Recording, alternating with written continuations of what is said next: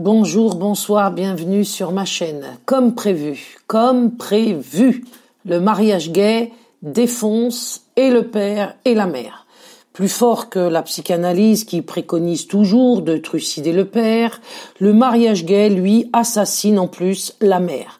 Enfin des gosses tous orphelins. Les mentions parents 1 et parents 2 viennent d'être adoptées par l'Assemblée nationale.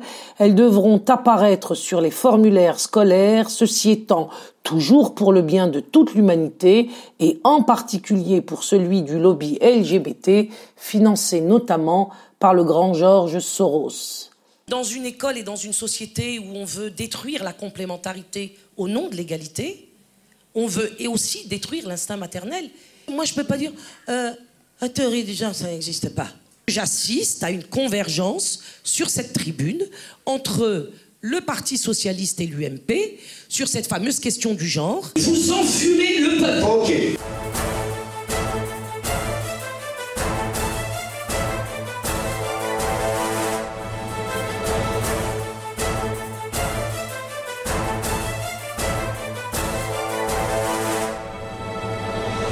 Et vous me dites que le mariage homosexuel, ça ne m'enlève rien. Si, madame. Ça m'enlève le père et ça m'enlève la mère. Et je vais vous dire pourquoi je vous dis cela. Ah oui, ça m'enlève le père et ça m'enlève la mère. Et pourquoi ça m'enlève le père et pourquoi ça m'enlève la mère? Parce que ça m'enlève une norme. Parce que ça m'enlève la norme pour tout enfant d'avoir le droit à un papa et d'avoir le droit à une maman. Et vous appelez ça une maladie. Vous appelez ça un stéréotype de genre. Moi, je vais vous dire une chose. Tous les enfants veulent ce stéréotype de genre. Et il n'y a aucun couple homosexuel qui pourra combler le manque de ce stéréotype de genre. Et ce stéréotype de genre-là, moi, je vais le semer, madame. Je vais l'arroser. Je vais le nourrir et l'entretenir. Et je vais en parler. Vous comprenez? Parce qu'il est hors de question qu'un enfant devienne un droit pour deux hommes qui en auraient les moyens de l'acheter dans le ventre d'une femme pauvre à l'autre bout de la terre. En attendant la réponse du quiz LGBT, la propagande va bon train. L'égalité de ceux-ci, la non-discrimination de ceux-là, et la pauvre Ludovine de La Rochère ne sait plus quoi prétendre face à ce délire paroxystique qu'elle aurait dû rejeter en bloc. Il y a une loi qui a été votée dans ce pays, certains la combattent encore de nos jours, mais elle est là. Et cette loi, que dit-elle? Cette loi autorise le mariage pour tous. Et que la logique de cela, et l'adoption, vous avez tout à fait de le dire, madame, tout à fait raison de le dire, et que la logique de cela, c'est que cette continuité vise précisément ce que nous disons depuis 2013. À reconnaître, on va se le dire. C'est la suite logique de la loi sur le mariage. C'est une suite logique, et que pour tous.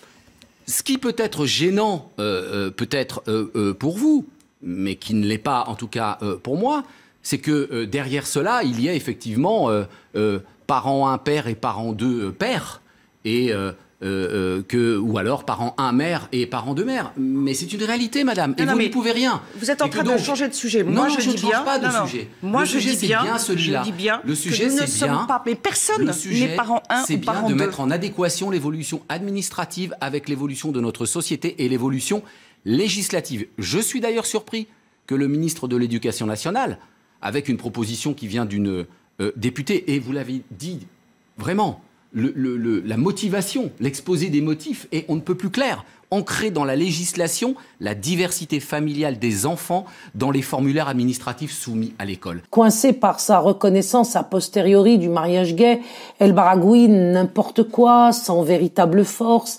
incapable de soutenir qu'une loi injuste vis-à-vis des enfants ne peut être une loi. C'est le mariage gay, Ludovine, initialement déclaré inoffensif par ses promoteurs, qui entraîne l'institutionnalisation du mensonge selon lequel un enfant aurait 2 pères ou 2 mères. Les prochaines législations, nous le répétons encore, entérineront sous peu des familles composées par exemple de 4 mères, de 6 pères et de 2 chiens, ce qui portera le nombre de parents à 12. Sans parler de l'ouverture probable et prochaine du mariage pour tous aux enfants eux-mêmes. Ils pourront par exemple devenir les parents 3 et 4 de leur famille composée de leurs parents homosexuels 1 et 2 dont ils seront tombés amoureux. Le but, en finir avec l'autorité parentale naturelle. Un conseil pour garder vos enfants, enfin si vous y tenez, sur les formulaires à venir, rayez les mentions inutiles parent 1 et parent 2 et restaurez les rubriques père et mère. Je voudrais qu'on en revienne à des choses qui sont belles. Parce qu'un papa et une maman avec ses enfants, c'est beau. 2 hommes qui ont acheté des gosses, c'est pas beau, c'est vilain. 2 femmes qui sont allées prendre le sperme d'un inconnu en ôtant à l'enfant ses racines et s'aligner, c'est pas beau, c'est vilain. Et je suis pour la beauté, madame. Mon agressivité, monsieur, vient de l'énergie que je mettrai pour défendre ce qui est beau sur la terre. Et une femme enceinte de son mari, mariée à l'église ou à la mosquée, c'est bon. C'est bon, madame. Et je voudrais dire aussi quelque chose, et qui me paraît absolument dramatique dans le monde que vous êtes en train de nous vendre, parce qu'il s'agit d'argent. Il s'agit d'argent. Oui, madame, il s'agit d'argent. Et oui, monsieur, il s'agit d'argent. Vous êtes en train de vendre de l'eau. Vous êtes en train de vendre des tables, des chaises, et vous voulez vendre des enfants. Et vous voulez vendre des enfants en disant non, on ne veut pas les vendre. Non, on veut simplement leur retirer leur stéréotype de genre.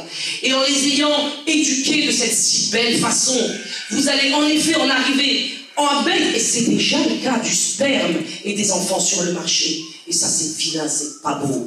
Alors, je vais vous dire une chose. Le métier de mère, si tant est que c'est un métier, parce que moi, je pense que c'est une dignité. Vous êtes en train de l'attaquer. Et en attaquant cette dignité de mère, vous touchez à ce qui est aussi extrêmement précieux, sans laquelle cette dignité ne peut pas exister. C'est la figure et le sang du père que vous démolissez depuis des décennies dans la société. Sous prétexte de féminisme, sous prétexte d'égalité, sous prétexte de défendre le sexe féminin, vous avez démoli nos hommes. Et aujourd'hui, nous n'avons pas d'hommes. Nous sommes des familles monoparentales. Et nous sommes des femmes aujourd'hui qui courons derrière la CAF pour nourrir nos enfants, alors que nous avons fait ces enfants avec des hommes.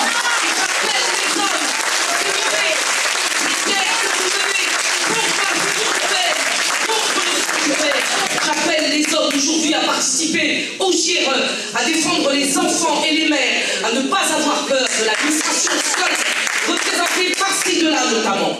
Je vous dis, hommes et femmes, pères et mères de France, levez